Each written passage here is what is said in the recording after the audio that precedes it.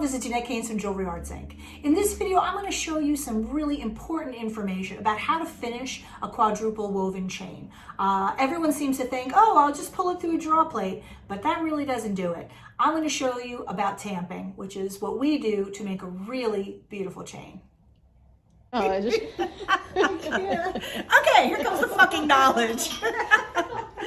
So we have this gorgeous chain, this tapered quadruple that Alex is working on, which no one has done since I was an apprentice, which is like 300 years ago. So look at that, it's so beautiful.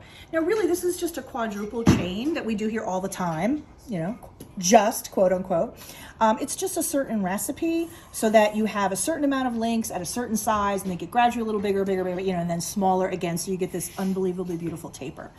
Now, the whole thing is that a lot of times people get freaked out when they're weaving chains because after they weave it, it's like all stiff and not so even and smooth, and they're like, I did it wrong. And I'm like, it's a normal part of the process. No one weaves a perfectly smooth chain. You're always going to have to do tamping. I mean, tamping is just, you know, a gentle smacking with a leather mallet repeatedly to even it up. So what Alex has already done already is he's gone through to all, because this is four-sided basically now, right?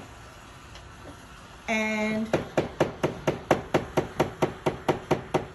you go all the way through, and we did multiple rounds of this because what you're trying to do is get everything nice and even.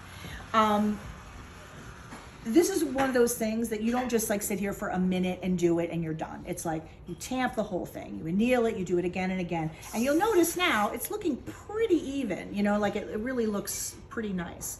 Because what most people think is like they're gonna weave a chain and everyone's like, oh, I'm just gonna pull it to the draw plate and that's gonna make it perfectly round. Now that would be a problem with this anyway because it's tapered. But guess what? Too much pulling through the draw plate, the links on the outside get stretched out and flattened out, and it won't really allow the chain to move beautifully. So like if I pull it through a draw plate at all, it'll be like one hole or two holes in a wood draw plate at the very end. So it's really about the tamping. Another thing I was explaining to Alex is that, you know, to hit something even in a rhythm is not necessarily so easy unless maybe you're a drummer already. So what I told him is you really have to listen. So in other words, if you're hearing like, you know you're not hitting it so evenly. And sometimes it's much easier to concentrate on just the sound. Do you know what I mean? So what I try to do, you see what I mean? So like, you know, the rhythm, and I'm just working my way down. And that takes practice, but you know, maybe you'll have to do a couple extra rounds to get it even. It's no big deal. I mean, to do my long gold chain, which of course I'm not wearing, but you can pretend I'm wearing it. You know, I took multiple rounds of tamping. But now we're at the stage to get this round. The quadruple loop and loops that we do, they're really meant to be round. So after you have them evened out, we're gonna roll and we're gonna hammer. So I do it on a wood surface, which I happen to have this nice like butcher block piece here, but just a reasonably clean piece of wood will do fine. And you're gonna take this and you're gonna roll it. And you're gonna like, you see what I mean? Right now it's square, so it doesn't want to roll, but it will. And you notice it's easier. It's that whole like, this thing, which I can't do very well. But what I find is if I roll this and if I move my body back and forth, it's much easier to tamp it. So in other words, rather than holding still and trying to do this and roll, which like makes you a little confused, if you roll and just go back and forth like this, I'm gonna hold this up just for a second. As this gets more round, you see what I mean? You can kind of like, you don't have to make the dumb faces if you don't want. And you'll notice as this gets rounder and rounder, it gets easier and easier to roll. So eventually, you see what I mean? Just from doing that, you're able to just roll like that. In the beginning, if you want to hold it, you know what I mean, and kind of twist back and forth. Because basically, you're just hitting the little things that are sticking out. And this will take multiple rounds, but eventually it will be all beautiful and round.